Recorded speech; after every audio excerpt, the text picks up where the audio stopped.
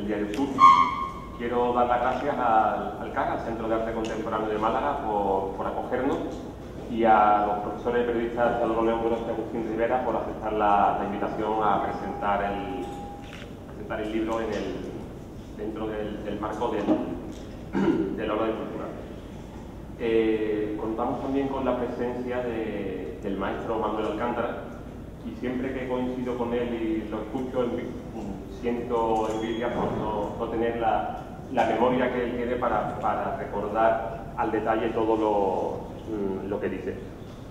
El libro es una maravilla, está lleno de literatura, y también contamos con el editor, al que ahora le voy a pasar la palabra, porque el libro es una maravilla tanto por dentro como por fuera. Además de las crónicas contextualizadas y comentadas, y de los últimos asaltos de José Luis García también en el libro, hay una larga entrevista en la que Manuel Alcántara confiesa que el boxeo es su deporte favorito, aunque duda de que sea un deporte. Y ya para terminar, quería dejar claro que no es necesario en absoluto ser aficionado al boxeo para disfrutar con estas crónicas pugilísticas que están llenas de periodismo literario. De la misma manera, por ejemplo, que no es necesario ser un aficionado a los toros para disfrutar con la biografía que escribió otro gran periodista literario como fue Manuel Chávez Nogales, la biografía que hizo de Juan Belmonte. Pues muchas gracias, y le cedo la palabra a Emilio Sánchez, editor de Libros del Cao. Hola, buenas tardes. ¿Se oye, verdad? Sí. Bueno, muchas gracias por venir en esta tarde estupenda. Muchas gracias al CAC de Málaga por ofrecernos este espacio tan maravilloso. Yo voy a ser también muy breve. Soy uno de los 4 editores de la editorial Libros del Cao. Somos una editorial especializada en periodismo y en no ficción, que en breve va a cumplir 3 años, en septiembre. Y bueno, como veréis, el nombre de Libros del Cao ya presupone un componente de boxeo. Desde el principio nosotros siempre habíamos pensado que estaría bien publicar un libro de boxeo para darle cierta lógica al nombre de la editorial, y creo que hayamos publicado al final este libro de las crónicas de Manuel Alcántara de boxeo es como si estuviésemos predestinados a ello, porque este fue un proyecto que de alguna manera ha estado rodeándonos desde hace un par de años. Ha habido mucha gente que empezó a hablarnos de estas crónicas de boxeo de Alcántara, que yo en su momento no había leído, sí había leído y admiraba profundamente a Alcántara, pero no conocía justo esta faceta de las crónicas de boxeo. Entonces, bueno, en un primer momento la madre de uno de los socios de la editorial, que es malagueño, nos dijo: tenéis que leer las crónicas de boxeo de Manuel Alcántara, que os van a gustar mucho. Más tarde, un día en Televisión Española, mientras estábamos esperando para entrar a un programa, José Manuel Tirado del Informe Semanal nos dijo: hay unas crónicas de boxeo de Manuel Alcántara que os van a gustar mucho y os pegaría mucho publicar. Y bueno, pasando el tiempo, y es la típica idea de proyecto asombroso que se va quedando en tu cabeza pero que no terminas de desarrollar, hasta que ya el tercer combate final fue con el periodista del Mundo, Antonio Lucas, con el cual estaba un día también tomando unas copas en Madrid, y él me volvió a sacar el tema de: hay unas crónicas de boxeo de Manuel Alcántara estupendas que seguro que os van a interesar, y fue Antonio Lucas el que ya me puso en contacto con Agustín Rivera y con Teodoro León Gross. Y bueno, pues gracias a ese último contacto, lo que durante 2 años no pasaba de ser un proyecto un poco vago, que era muy difícil de concretar, pudo traducirse en un libro. Contacté con Agustín y con Teo, ya pude venir a Málaga a conocer personalmente a Manuel Alcántara, y bueno, pues este proyecto, que para nosotros es muy personal desde la editorial, ha sido posible gracias a una red de complicidades en la cual ha participado mucha gente, desde los periodistas que nos han puesto en contacto, y luego, pues por supuesto, quiero dar las gracias al estupendo trabajo que han hecho Teo, que ha hecho Agustín, el apoyo también de García en ese hermoso epílogo que escribió al final del libro. Y luego ya, a título personal, para mí ha sido un placer y una oportunidad única poder haber conocido a Manuel Alcántara. Estos son el tipo de cosas por las cuales merece haber montado una editorial que era un poco loco hace 3 años. Y bueno, ya sin más voy a pasar la palabra a mis compañeros.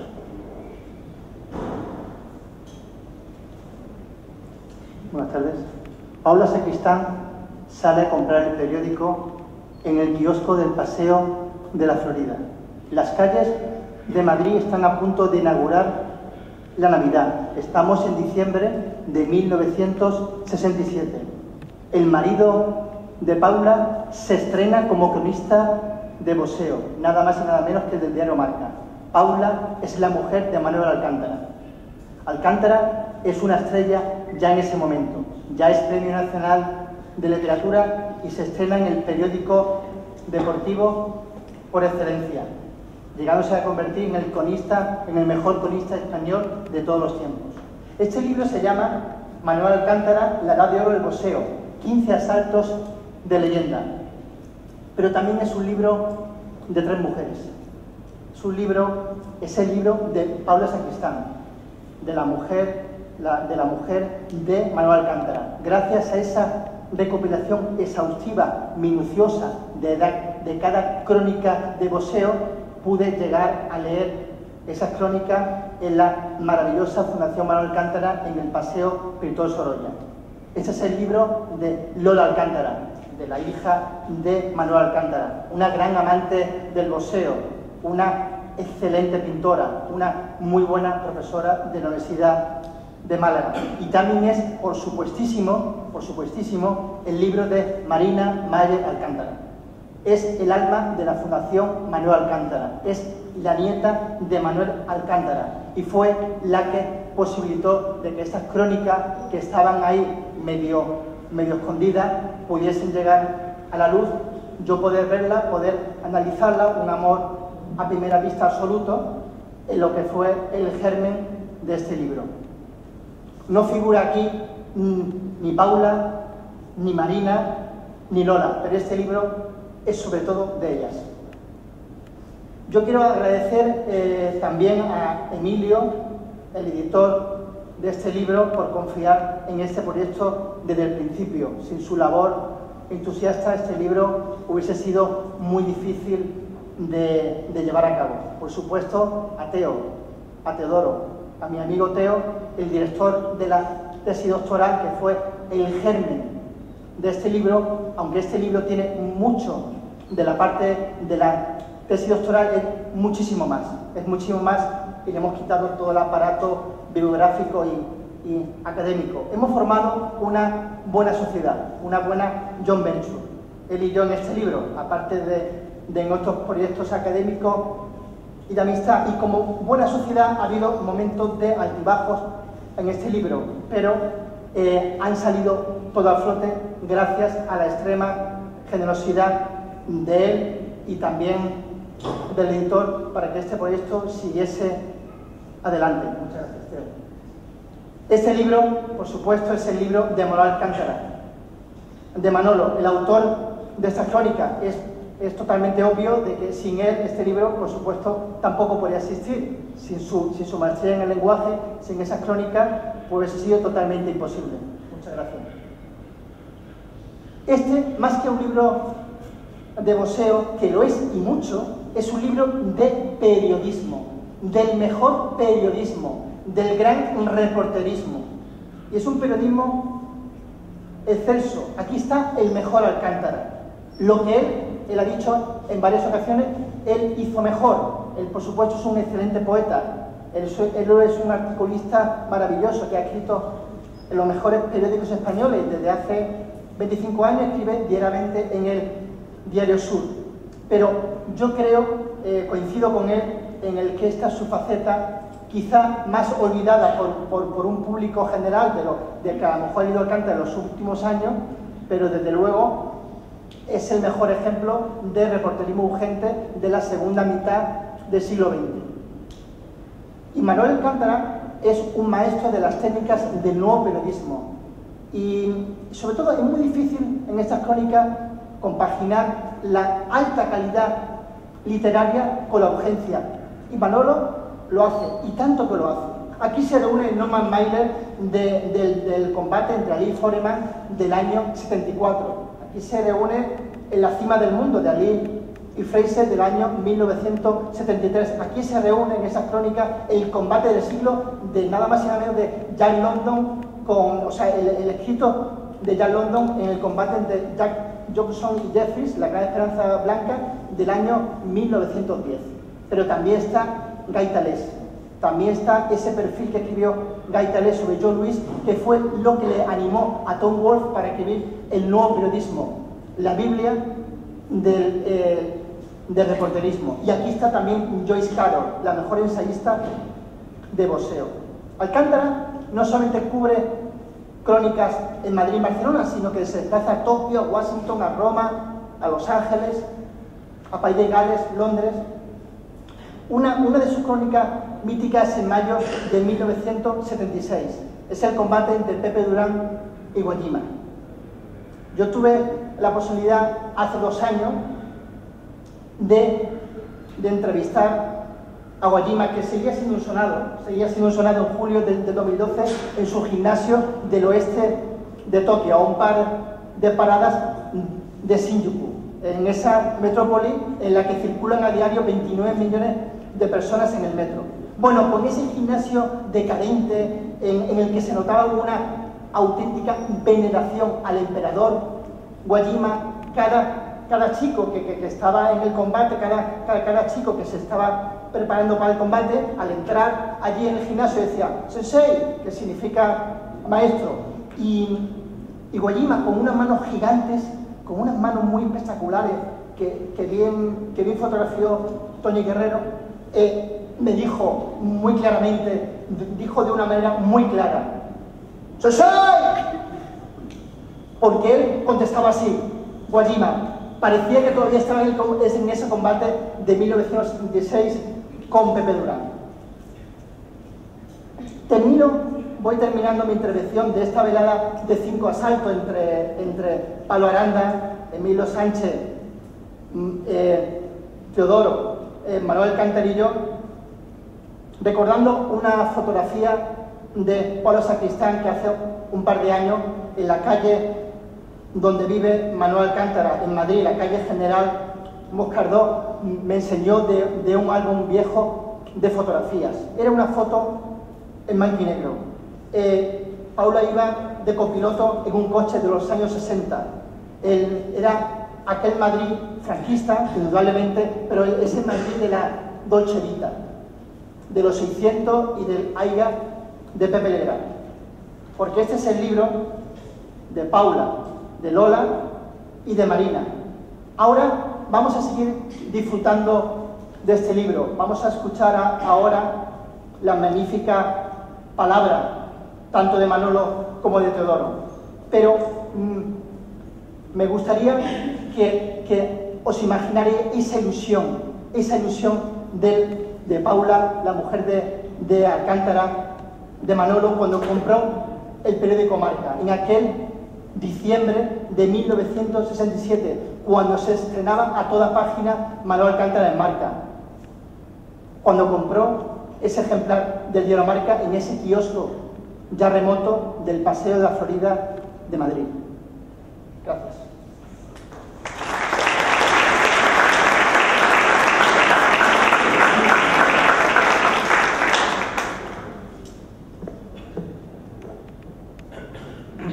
Buenas tardes. Yo le agradezco a Agustín, aparte de las referencias personales y de manera muy particular que lo haya hecho en clave de amistad, porque efectivamente, aunque hace algunos años él vino a verme para plantear su tesis doctoral, tenía una idea vinculada al nuevo periodismo, al gran reporterismo americano, que ha sido su gran preocupación desde siempre, o uno de sus grandes temas, ¿no?, de sus grandes pasiones, y yo le sugerí que se acercara a leer las crónicas de boxeo de Manuel Alcántara, unas crónicas de las que me había hablado por primera vez mi amigo Salvador Moreno Peralta, de las que había hablado posteriormente con Manolo y que solo posteriormente en una de mis investigaciones había tenido la suerte de conocer. Agustín es muy justo diciendo que este libro debe ser también el libro de Paula, de Lola y de Marina. Para mí, permítanme que enfatice particularmente a Marina, con la que colaboro en la Fundación. Marina es siempre generosísima, es un alma grande, como corresponde quizás a la sangre que lleva, y ella ha colaborado extraordinariamente en que el libro tenga también éxito. Me alegro además, como les digo, que sea un libro tan intergeneracional. Yo ahora pienso la vida entera de amistad con Manolo, de lo que llevo aprendiendo 3 décadas, y me alegra que este libro en parte también me haya permitido trabajar con Agustín, que ha sido alumno mío, hoy es un colega y, como él ha dicho, sobre todo un amigo. Así que es un libro que me despierta buenas emociones. Eso me hace sentirme especialmente agradecido al editor, a Emilio, que se incorpora a esta banda de sonados amantes del boxeo y sobre todo del buen periodismo. Y también por ello agradezco al CAC que acoja este acto, y muy particularmente al Aula de Cultura de Sur. Sur es nuestra casa, es la casa de Manolo, es mi casa, y por tanto pues nos sentimos muy vinculados y muy contentos cuando hacemos algo con el periódico. En todo caso, como se ha dicho, es un libro extraordinario por poco común, si quieren, no solo por eso, pero si quieren, por eso. Se trata de textos periodísticos de su tiempo que son capaces de atravesar el tiempo. La obra literaria seguramente tiene esa impronta, necesariamente esa impronta, superar las circunstancias hasta ser ajena a los calendarios, hasta poder leerse en siglos distintos. Es lo que le sucede a estas crónicas. 50 años después, constituyen un pasaporte para volver a 1967 y recorrer la edad de oro del boxeo. Este libro es un buen salvoconducto para asistir décadas más tarde a los grandes combates. Fíjense, en el índice solo el enunciado ya es absolutamente prometedor. Legrand-Winston, Urtain-Weyland, Carrasco-Mando Ramos, aquel guaperas de Los Ángeles, en el que Manolo nos cuenta el combate de ida y de vuelta apasionadamente, el Senin Cesarini de La Spezia, Perico Fukuyama, el Durango-Allima que ha glosado Agustín, el combate de Ali con Evangelista. En fin, son años en los que quizás faltan algunos de los grandes del boxeo español. Falta Paulino Urkudun, falta Ignacio Ara, Sanchili, y un boxeador posterior, extraordinario, Javier Castillejo, pero en todo caso ahí está la Edad de Oro. Es un libro para gourmets del género llamado crónica. En el periodismo anglosajón el género supremo es el reportaje. En definitiva, el reportaje es la información llevada a su máxima profundidad. En el periodismo latino las cosas son de otra manera. En el ADN del periodismo latino no importa tanto el dato como la mirada. Nuestra tradición es poco factual. Por eso seguramente ha importado siempre más la opinión que la información. La crónica es un periodismo de mirada. No se trata de contar los hechos, sino la experiencia del testigo. No contar las cosas como son, sino como el observador las ha visto. Claro que seguramente eso es inevitable. Junger decía algo que le gustaba, por cierto, repetir mucho a Anaïs Nin. No vemos las cosas como son, vemos las cosas como somos. Un sujeto no puede contar objetivamente lo que ve. La objetividad, en definitiva, es la condición del objeto, la naturaleza del objeto. Un sujeto, como su propio nombre indica, solo puede contar las cosas subjetivamente. En este libro no van a encontrar combates, van a encontrar los combates contados por Alcántara, vistos por Alcántara.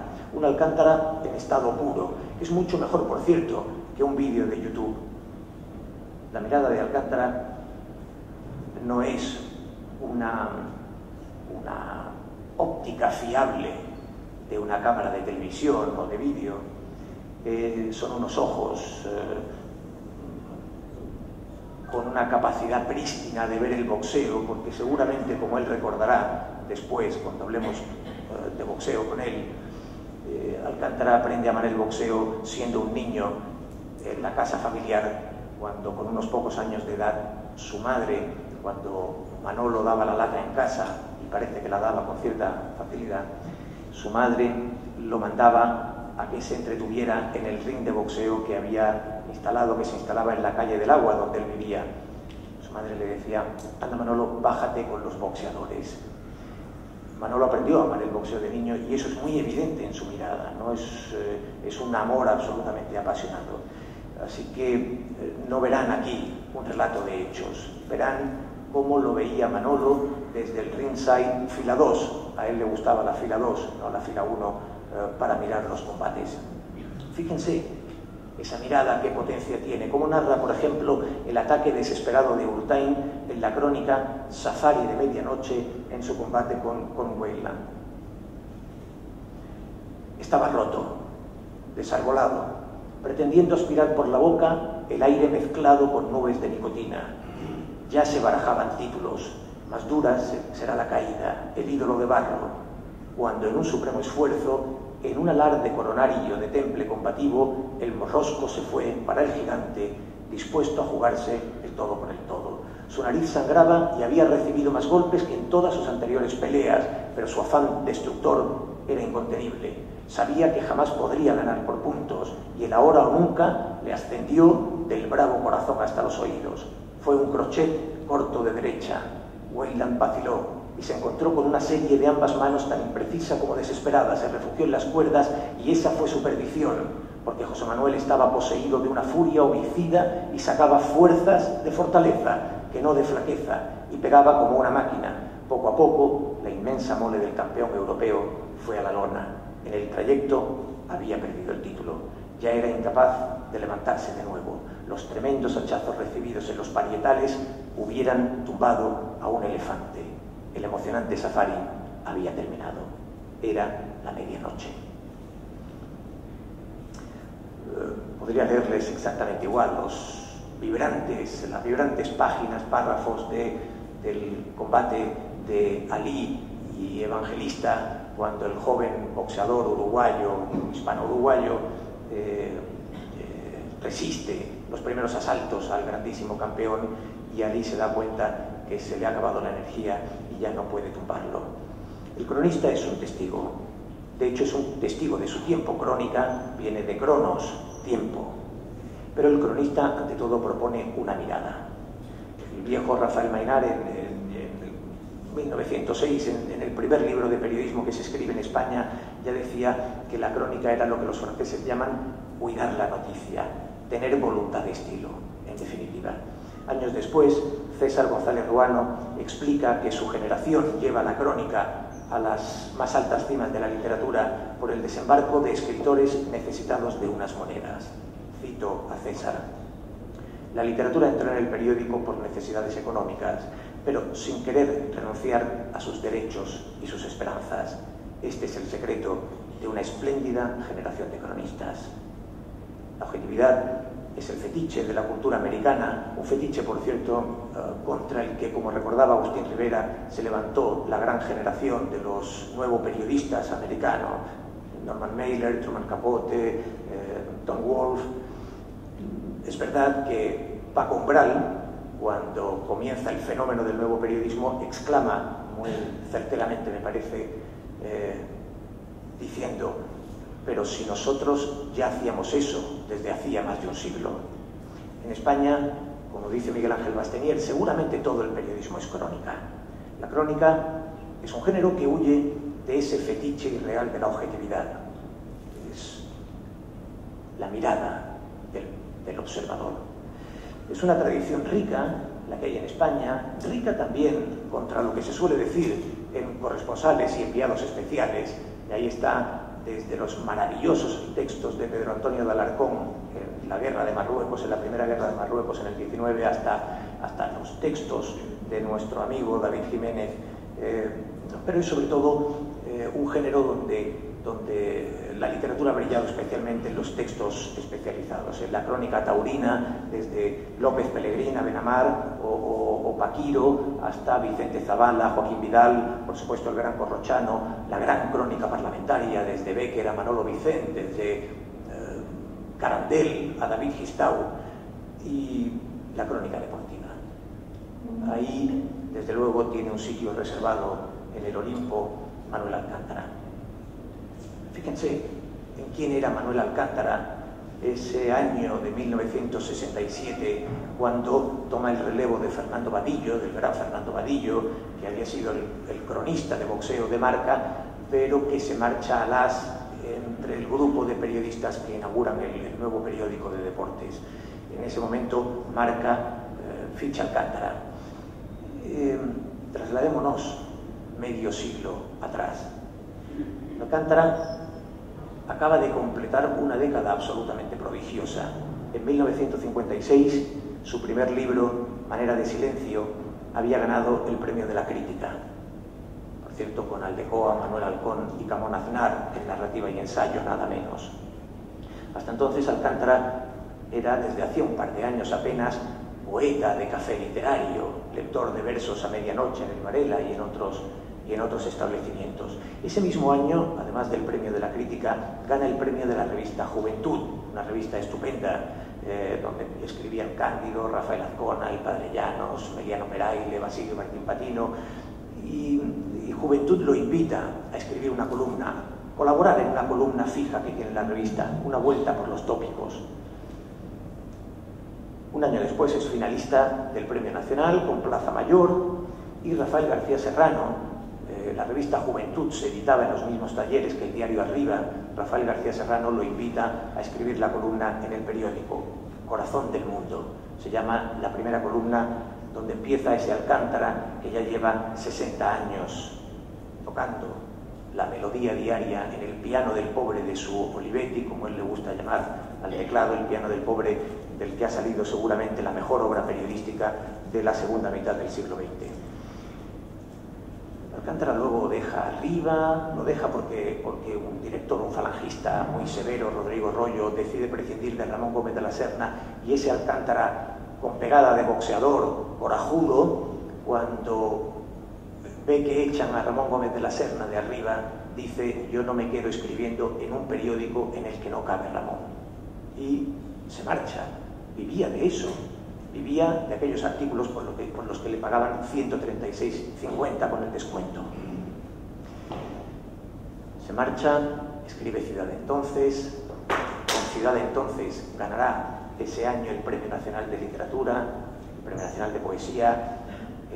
Emilio Romero le abre las puertas de Pueblo pasa allá, donde hace la extraordinaria columna El Día de Hoy, se convierte en el gran columnista de aquel Madrid de los años 60, en el rey de la distancia corta, en el auténtico maestro del soneto del periodismo que es la columna.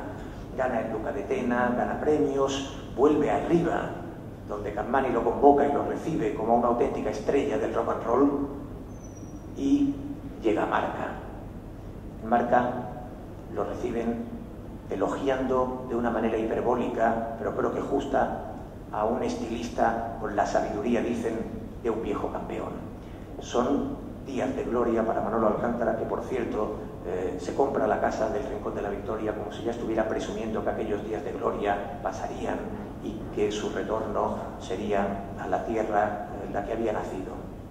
En los 10 años posteriores, los que van del título de Legrand a la muerte de Rubio Melero en el ring, Alcántara cuenta el auge, gloria y decadencia del boxeo español. Alcántara es Virgilio, sirve de guía en el infierno de los golpes, da sentido al teatro terrible del boxeo. Es un profundo admirador de los boxeadores.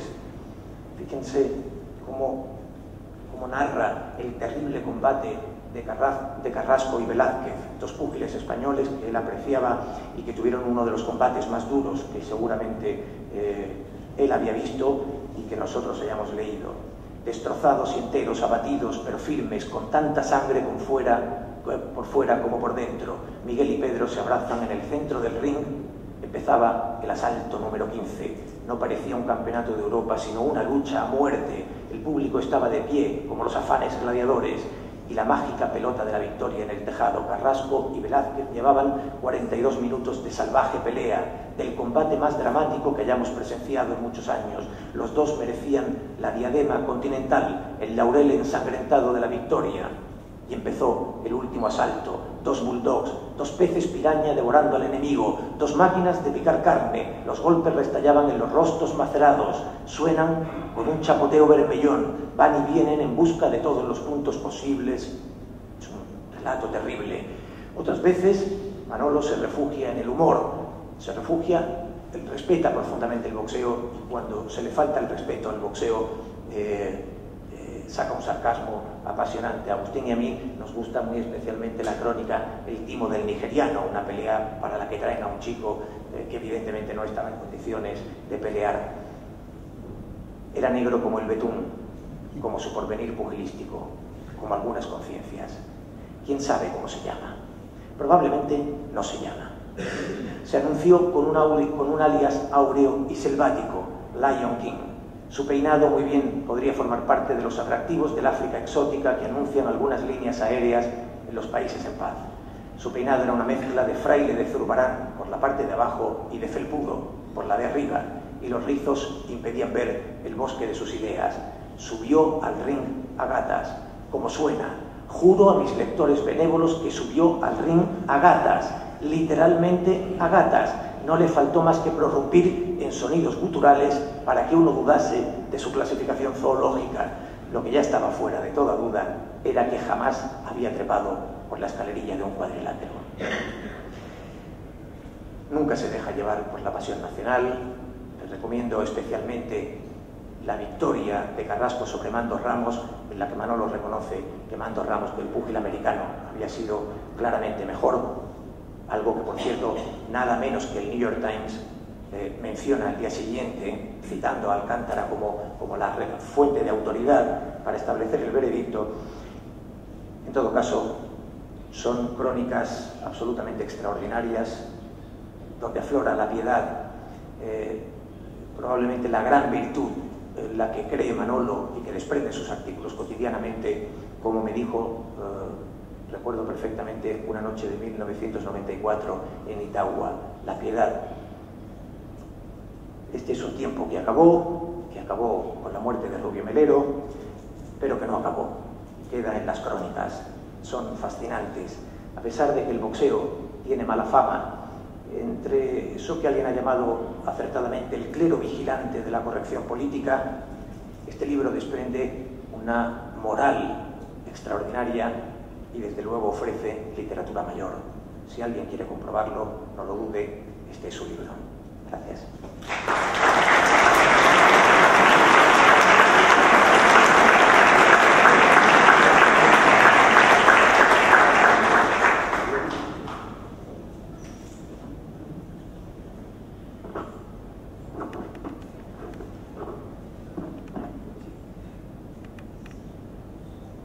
Buenas tardes, queridos amigos.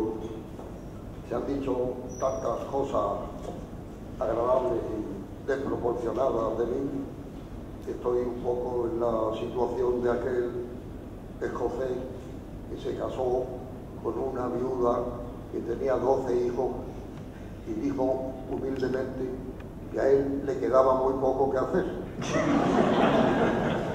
Ciertamente, amo el periodismo, y el periodismo se hace con sangre, pero el periodismo más ensangrentado que he hecho yo ha sido alrededor de la isla cuadrada del Rin. Aquí está mi director actual.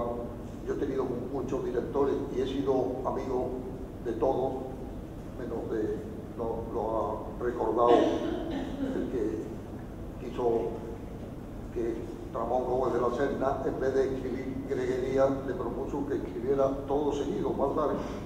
Bueno, siempre hay algún intruso. El periodismo, me lo dijo Gerardo Diego, escribió mucho en los periódicos, pero él era fundamentalmente un poeta, ¿no? Me decía que el periodista es un salvador de instantes y un cantor de lo cotidiano. El periodismo salva todo. Yo creo mucho en el periodismo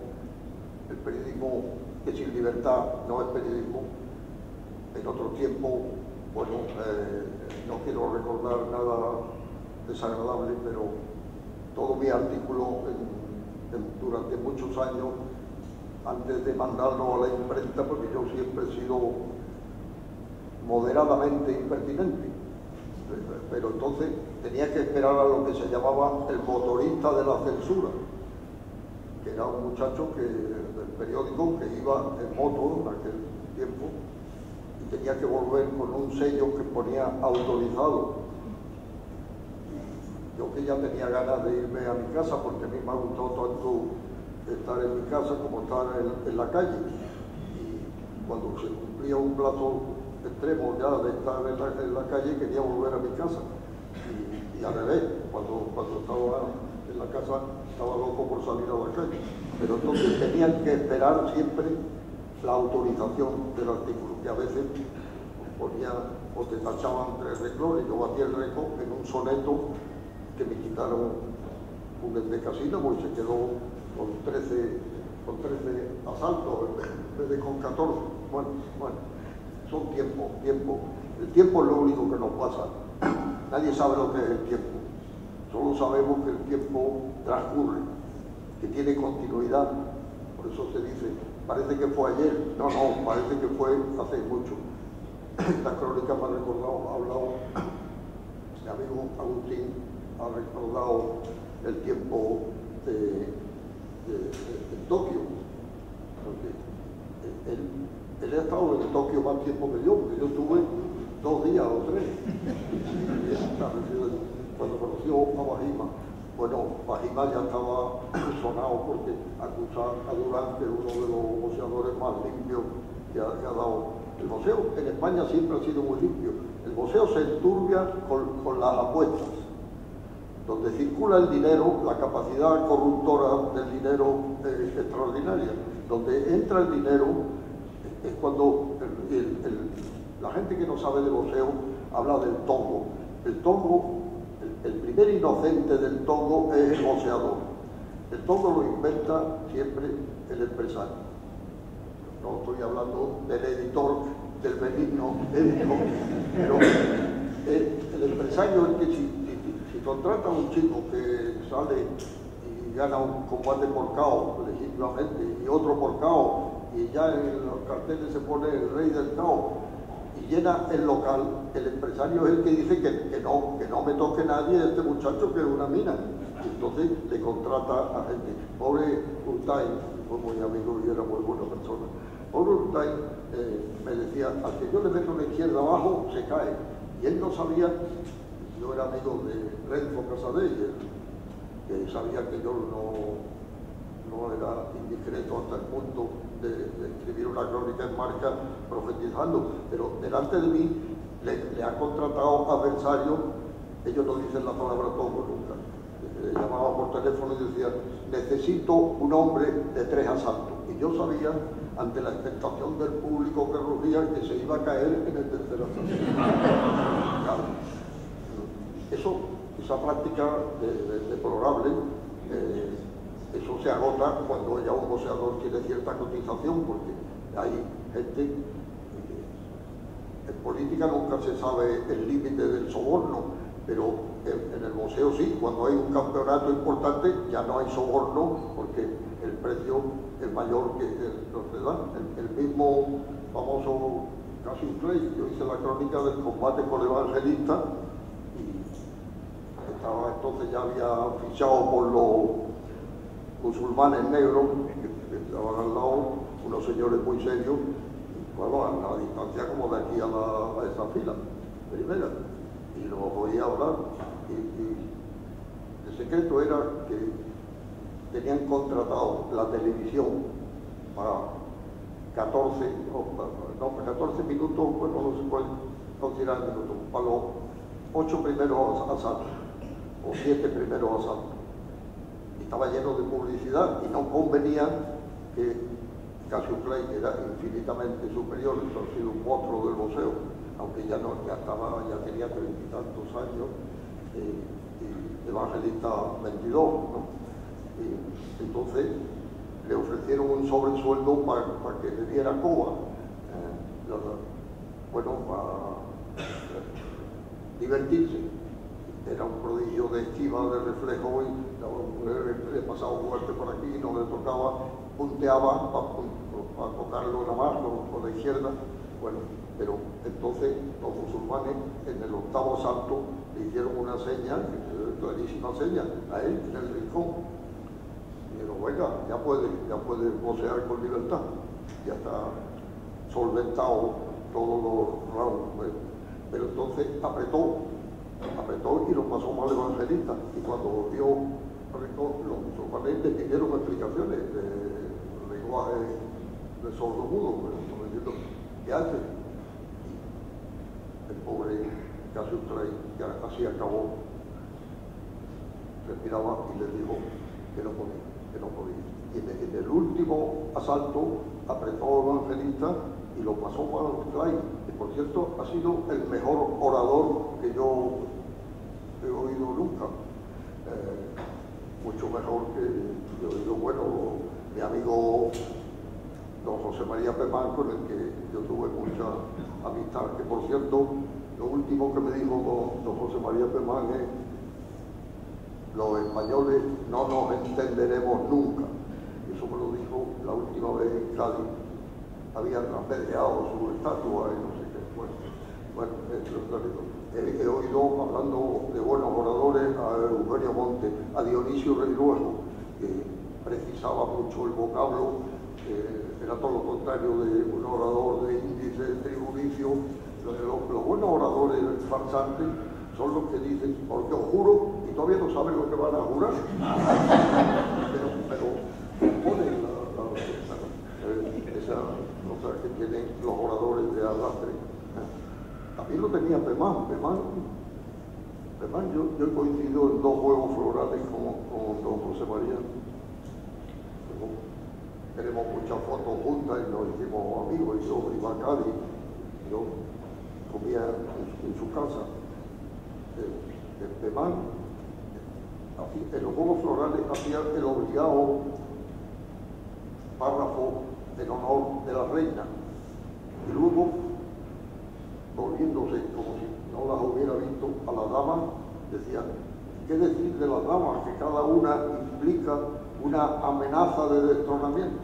Entonces, la gente le aplaudía mucho, pero cuando ya se lo había oído yo 3 veces, en distintas localidades y ante distintas reinas y distintas damas, empecé también a desconfiar de la monarquía. Hablando de oradores importantes, no puedo evitar a Dionisio. Dionisio era todo lo contrario de la espectacularidad. Tenía dinamita guardada y tenía un problema que lo intenta solventar con su íntimo amigo Eugenio Monte. Como sabéis todos, Dionisio Reiruejo fue falangista de primera hora, estuvo en la División Azul y luego se dio cuenta de que Franco no es que fuera inmortal, es que era inmorible. Y entonces hizo todo lo contrario y dedicó su vida a eso, hasta el punto que sufrió destierro en Ronda. Bueno, pues Eugenio Monte, que tenía una gran amistad, que eso le honra a los dos, y ya no tenían nada que ver políticamente, tienen una conversación preciosa. Le dice a Eugenio Monte, le dice absolutamente contrito y atrito, que es una palabra preciosa, de atrición, le dice, es que yo creo que me he equivocado y quiero dedicar mi vida a rectificar mi equivocación. Y Eugenio Monte, ya digo que tenía mucha amistad, le dice, bueno, pero cuando se ha llevado gente a morir, tú tienes una sola solución. Entonces le dijo, ¿cuál? Y Eugenio Monte le dijo, la trampa. Hay que irse de convento a un convento trapense. Bueno, estas rectificaciones en los oradores no se da porque el orador siempre está embalado en lo que quiere decir y en lo que quiere apreciar. A mí lo único que yo no quiero parecerme a un orador, lo único que quiero decir que este libro no es mío, es un libro que habla de mí. Es verdad que aquí han hecho un cariñoso Pablo y Agustín, mi editor, un recuento, casi un libro familiar. Es verdad que yo no he conservado, lo he recortado, pero yo no he conservado mis artículos. Más que nada porque yo no figuro entre mis escritores favoritos. Tengo otros. Bueno, y entonces eso lo ha salvado Paula, mi mujer, y sobre todo últimamente Marina. Si no hubiera sido por Marina, nadie podría haber recopilado estos artículos dudosos, ¿no? De ámbito literario. Bueno, se hace lo que se puede. El resumen de cada estética es que todo el mundo hace lo que puede y nadie puede hacer más, ¿no? Pero si no hubiera sido por la Fundación y Marina, estos artículos no estarían dispersos. Nadie se ha tenido que ir a una hemeroteca a husmear. A la hemeroteca, por cierto, yo creo que no va nadie. Si alguien quiere pasar una tarde a solas, se tiene que ir a una hemeroteca, punto. Eso no lo necesita nadie, ¿sabes? Bueno, los periódicos se consumen al día siguiente. No hay mayor tristeza ni nada más antiguo, se ha dicho mucho, que el periódico de ayer, ¿no? Para tan largo amor, tan corta vida. Dijo Quevedo, hablando del amor. Yo he amado los periódicos. Ahora, mi cercanísimo Diario Sur, al que yo también de niño, cuando iba al museo, no de tan niño ya, pues yo tengo más años que la Tana, en el supuesto de que la Tana y yo no seamos la misma persona.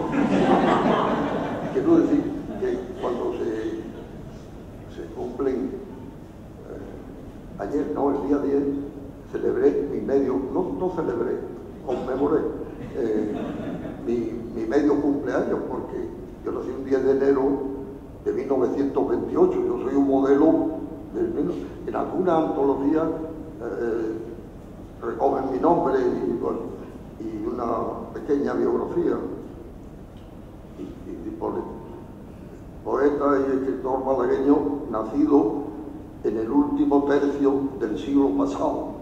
Una cosa realmente estremecedora, ¿no? El tiempo. Bueno, desde la rotura de la cadera lo que más me falla son las piezas.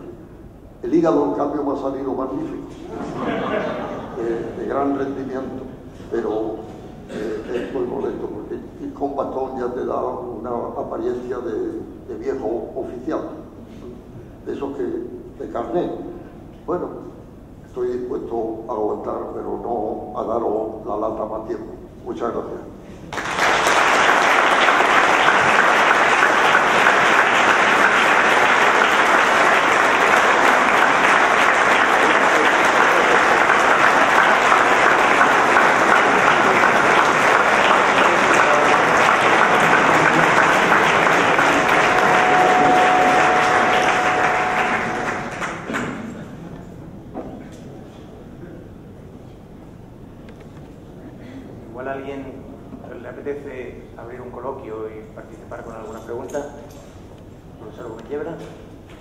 Manolo, quería preguntarte, no sé si es que me he distraído un segundo.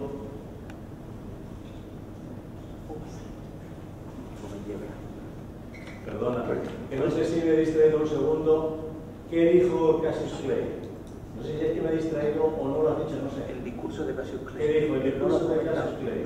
Cassius Clay como orador, que no ha llegado a contar. No, eso que no he contado más que el protagonista, ¿no? Pues Cassius Clay, que al final del combate no tenía más que una pequeña herida en un arco superciliar, La gente no sabe que los guantes de boxeo no están hechos para proteger la cara, del contrario, la cara que la quite si puede. No, están inventados para proteger los metacarpianos. Todos los boxeadores tienen los nudillos desequilibrados, ¿no? Bueno, y Cassius Clay, no se me vaya a olvidar otra vez lo que tenía de El curso al final del combate. cortando las manos, las palmas blancas que tienen los negros. Él era un negro no absolutamente convencido, no. Llama a café con leche, como en Málaga que se diferencian 7 o 8 clases de café, no sé cuál correspondería. Bueno, entonces dijo, con toda la técnica de un buen orador, empezó muy bajito para que la gente lo oyera, estaban allí, tenían 40 micrófonos, todos los periodistas del mundo, y empezó diciendo, han menospreciado a mis adversarios. A mí me traducían, porque otra cosa freudiana de mi infancia, que a mí, entonces, me hicieron estudiar alemán en vez de inglés. No significa que yo sepa alemán, de alemán sé tan fest, es la ventana, pero ¿cómo me gano la vida con esa gilipollez? Entonces, él venía a decir que en el argón que sus adversarios no eran ningún paquete, ningún hombre contratado o fácil, ¿no? Y dijo, ustedes, luego venía estando mucho, ustedes han sido testigos de que he tenido que luchar para defender mi vida.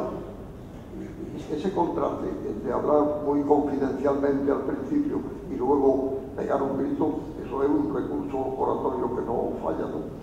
Era muy inteligente, por eso me da tanta pena. En el libro, aquí está Nacho, él sabrá cómo se llama el libro que me ha prestado sobre Cassius Clay. El rey del mundo, maestro. Bueno, sí. Bueno, este hombre cómo termina. Ahora está hecho una momia, no habla, no puede hablar. Bueno, retirarse a tiempo de cualquier cosa es muy difícil. Los boxeadores no saben hacerlo en general.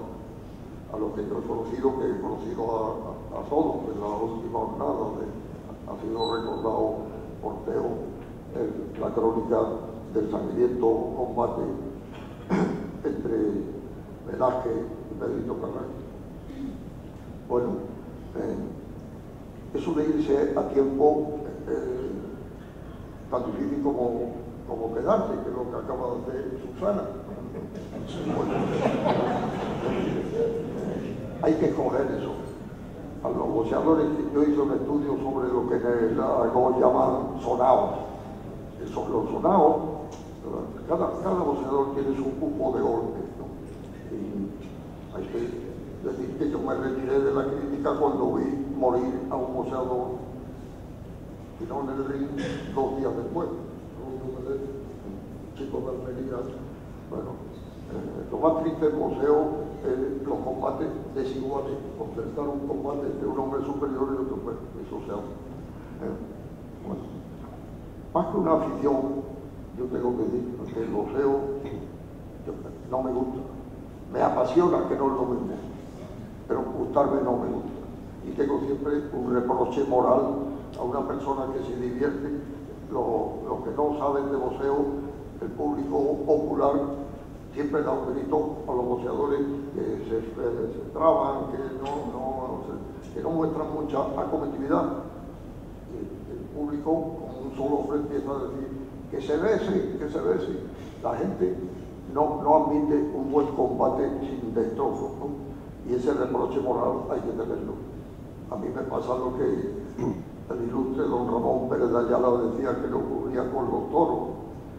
Decía, si yo fuera gobernador o ministro de la gobernación, yo prohibiría los toros, pero como no soy, voy a todas las corridas.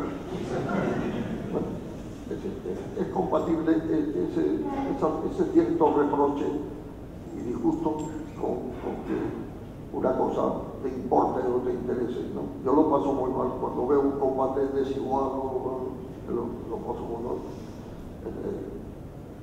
Durán Bajima, que yo también prometí que si le pasaba algo a Bajima, yo cortaba eso. Bajima salió en camilla.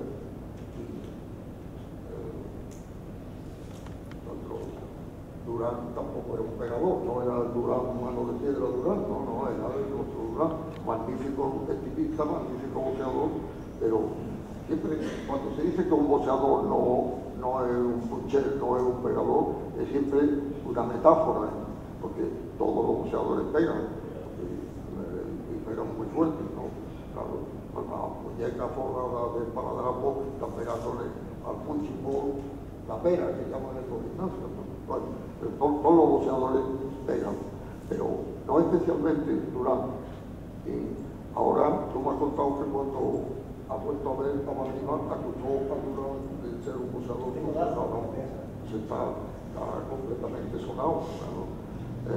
Yo hice un estudio sobre los sonados, que todos de pronto, en una conversación normal, bostezan. No porque lo esté aburriendo totalmente, como una cosa, y pestañean, y algunos se ríen de pronto, que yo les decía a algunos boxeadores, cuéntamelo para que me ría yo también. No, es que el boxeador, un viejo boxeador, que yo iba a verlo en un gimnasio de Vallecas porque yo lo había visto yo siendo muy jovencito yo, y él era muy mayor, pero muy mayor. No muy mayor, había pasado. Los únicos cumpleaños que importan son los que tienen cero. El cero, que casi siempre en conducta, pero se es más joven con 51 que con 50. Porque si pasa con los 40, que tiene además un refranero muy hostil, ¿no? De los 40 para arriba no te mueves los ríos, pero porque no se vamos a uno todo lo que pueda. Pues ese boxeador estábamos comiendo en una tabernita de Vallecas y pasó una ambulancia y se puso en guardia. Fíjate cómo funciona una cabeza. Otros se ponen en guardia sin que pase ninguna ambulancia. Bueno, no es necesario. Pero el estudio sobre los sonados también es un reproche. Yo he definido al boxeo como el arte de ganarse la vida, de quitarse el hambre aguantado.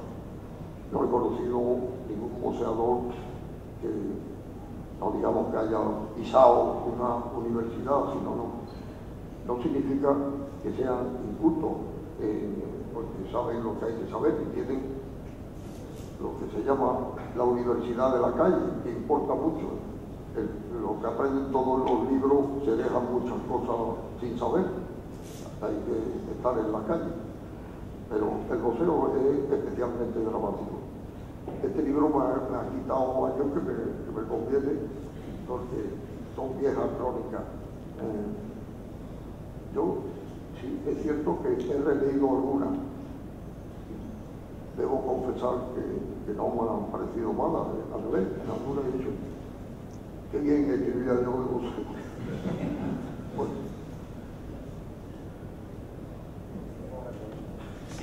Necesito un traductor. Felicitar a la mesa, ¿no? Ante todo, y quería hacer una pregunta concreta. Habla usted de la censura en su etapa periodística. También quería preguntarle, cuando hacía periodismo deportivo en Marca, ¿también existía ahí la censura? No. ¿Sería censura también en el periodismo deportivo? Sí, no. Hice un experimento gracias porque me llevaron por curiosidad, invitado para que escribiera una crónica excepcionalmente en el ¿cómo se llama?, en el foso de los entrenadores. Y luego yo posteriormente fui muy amigo, porque también el fútbol me apasiona, ¿no? El fútbol me gusta muchísimo y sin reproche, ¿no? Yo estoy deseando que empiece el mundial, que empieza dentro de 3 días. Mañana ya tomo asiento y yo me veo todo el fútbol. Luego hice un programa en televisión, entonces no sé si la televisión llegaba a Málaga, ¿no? Entonces, cuando yo hice el programa de boxeo es cuando nos llevamos a ver. Era práctica. No, soy tan viejo, pero no. Tanto, ¿cuáles los estrenos de Charcot? Di Stéfano yo aprendí mucho de Di Stéfano. Yo lo he contado a algún amigo cuando le dije, hombre, Di Stéfano era muy parco, muy propio.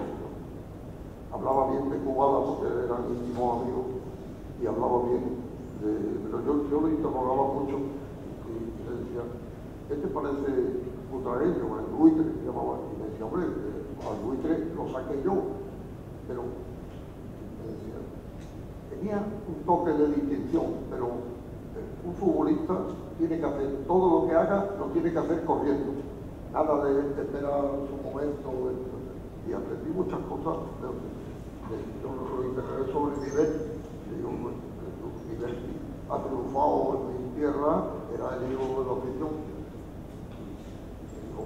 buen pelotero, pero la palabra más triste del diccionario es pero, mucho más que infortunio, muerte, enfermedad, decadencia, no, el pero siempre es un adversativo, y siempre lo dijo, muy buen pelotero, pero no tenía remate a gol y remataba de cabeza con los ojos cerrados. Ese hace el criterio verdaderamente injusto, selectivo al revés. Por eso la crítica es muy difícil que se aproxime, pero la crítica es absolutamente necesaria. Hay que distinguir de la crítica, eso me parece una tontería. Hay que hacer una crítica constructiva, no. La crítica puede ser mortal. Pasado a la historia, la crítica de un eminente crítico de teatro francés, que alguien estrenó una obra en 5 actos. Y hacía la reseña que era así, decía, se ha estrenado la obra llamada otra cosa en 5 actos. Y la crítica decía, ¿por qué? Porque es tan fácil no estrenar una obra en 5 actos. ¿No? La crítica, yo no creo en la crítica constructiva, creo en la necesidad de la crítica y en el equilibrio. El equilibrio que no es una virtud especialmente española, ¿no? El español es parece más apasionado y sobre todo más volumen.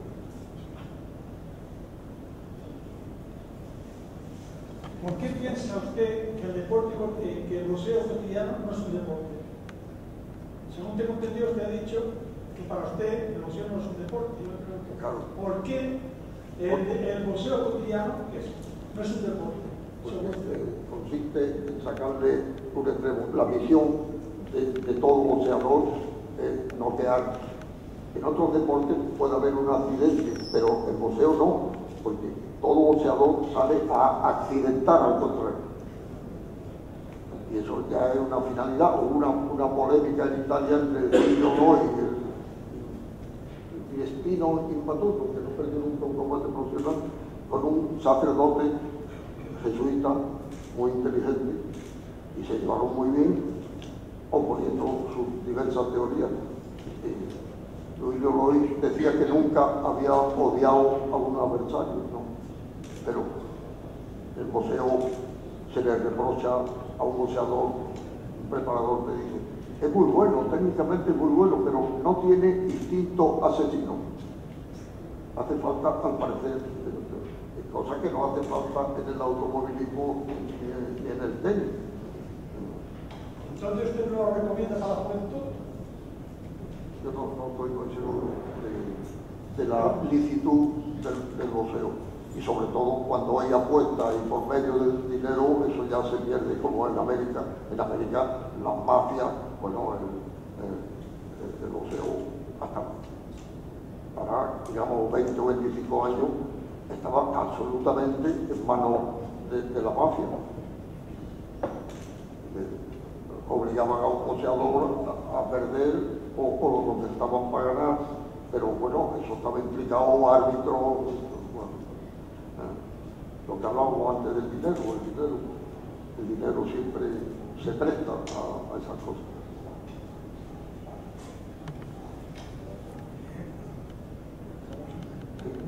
vamos a darle las gracias a nuestro. Bueno, pues muchas gracias. En la librería Agapea, que está en la planta baja del Centro de Arte Contemporáneo, pueden adquirir el libro.